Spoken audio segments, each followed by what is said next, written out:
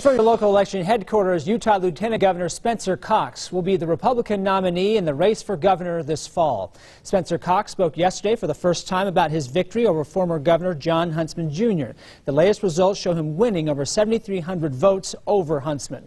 So what do political experts say about Cox's victory in the primary? Joining me to discuss the election is Morgan Lyon-Cotti, the Associate Director of Utah's Hinckley Institute of Politics. Morgan, thanks for being with us again here this morning. Of course, happy to be here. What's your first reaction to Cox's win? It was close, and depending on who you talk to, there may be a little bit of surprise or not a little bit of a surprise here. Yeah, so where do you lie on this thing? It's closer than I was expecting. I think a month ago the polling was showing that Spencer Coxs might win by as many as 5 or 6 points, but things really tightened in the end, and I think most experts, most politicos we were talking to were saying whoever wins, whether it's Coxs or Huntsman, it's going to be 1 or 2, maybe 3 points. And we're seeing it's probably going to be about just 1 percentage point, which when we've had over 500,000 people vote, that's incredible. Yeah, we should mention that the results aren't final yet, but Huntsman has conceded to Coxs. We know that he will be the Republican nominee. What does this say about Jon Huntsman?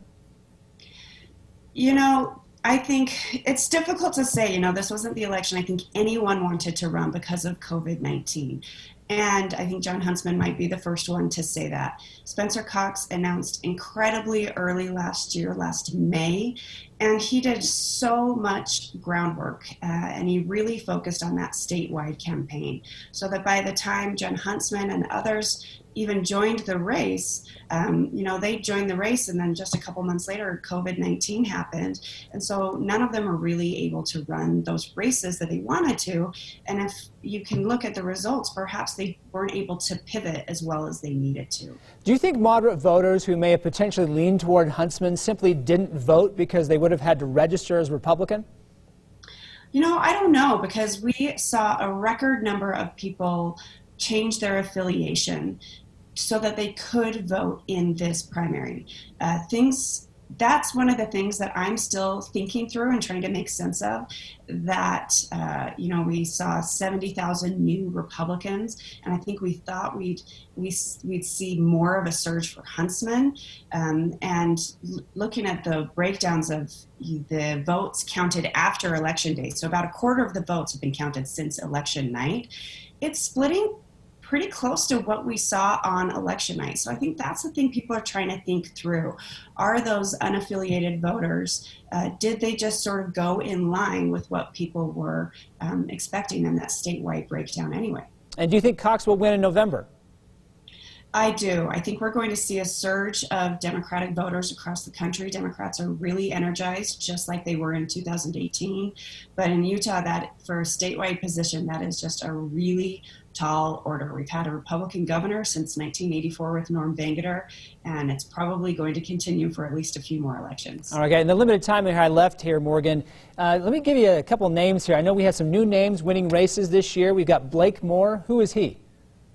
Blake Moore, up in the 1st Congressional District, he has a long record of public service and policy. He worked in the CIA, and he's a newcomer. He's young, and you know, I spoke to some people that worked on his campaign, and they really focused on, just like Spencer Coxs, you know, this well-rounded statewide effort. Blake Moore wanted to hit the entire 1st District and have a really well-rounded campaign, and you know, it worked. A lot of political insiders were thinking it was Bob Stevenson, I think just because he had more name recognition, but Blake Moore is the one that came out, and this is really consequential. In that district, members of Congress seem to stay a long time, so we'll see. He may be in office for a while. And real quickly, who is Burgess Owens? Burgess Owens is a former NFL player, and in the 4th Congressional District, again, we had 4 candidates. We had a well-known radio personality, we had a well-known state legislator, and instead, again, we have this relative newcomer who was able to convince voters that he was their guy. There you go. So we have some new faces and, of course, some maybe more familiar faces coming up on the general election in November. Talking with Morgan Lyon-Cotti from Utah's Hinckley Institute of Politics. As always, of course, we'll have links to what they do over there on our website at abc4.com/GMU. Morgan, a pleasure as always talking with you today. Thanks so much. Have a great morning. You too.